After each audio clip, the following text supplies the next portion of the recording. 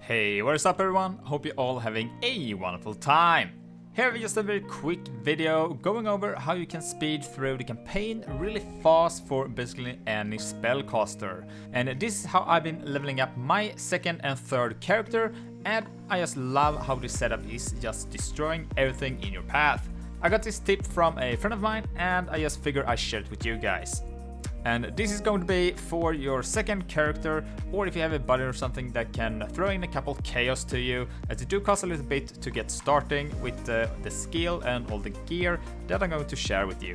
The great thing with this setup is that your damage is just crazy high all the way through the campaign, so you basically one-shot everything, and at the same time, being really fast, you will get between 100 to 150% increased move speed from this all the time, depending on your setup.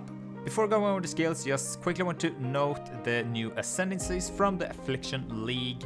And Warden is the one you want to go for, as we get 30% movement speed and also 50% to all elemental resist if you don't have any gems in your boots and helm. And this is just huge quality of life, as we don't have to worry about resist for once, and basically being at cap through the whole campaign. And also running through the campaign faster is just a no-brainer. Try to get this as soon as you can. So let's start with the main skill that we are going to use for this, and this is going to be the new brand of Indecision. And what it does is that we get basically 85% effectiveness of added damage with this skill, which is just crazy if you compare it to the normal one, which only give you 30. So we basically get almost 3 times the damage here with the new version of Stormbrand. And you can equip this at level 12, so you have to use something else until that. I recommend going with Storm Blast Mines, but you could go for whatever you like. And with this, you might have guessed we want to add as much flat spell damage as we can, so going for added lightning damage and cold is great start, and then support gems like increased critical strike chance, elemental focus, and lastly Swift Brand support later on in the game is great supports to use for this skill. I went with this setup with Lightning Spire as well for some extra damage on the bosses. And then we just went for Clarity, Elemental Weakness, Brand Recall, Seal of Power, and also Frostblank as mobility skill. I'll put a link to the POB so you can check it out more for yourself. I don't think we have to go further into the links here. But for gear, same as before, we want to go for as much added flat damage to spells as we can, and there are a couple items that really works great for this. But first, let's start by going for our wands. We want to go for double wands with +1 to all lightning skills here. And these are really great as you can use them from level 1. And for the gloves, Nocturnal's Caress is a solid glove as it gives you extra cast speed and also a chance to get power, frenzy or endurance charge on kill. For boots, you want to have either Wanderlust for move speed and cannot be frozen, or if you want to zoom really fast, you can use the 7 League Step with its 50% increased movement speed. However, this build gets quite fast either way, but 30% different here is still 30%.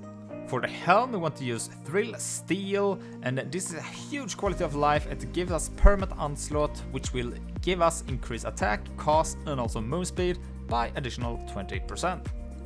For the amulet, I almost always go for Asrantes, as it just fixes every stat requirement for this setup, or you could also go for a replica Curie Ward for some extra increase to movement speed here, increased area of effect, and also area damage. Next, we have the juicy items here that will really boost the damage of the skill.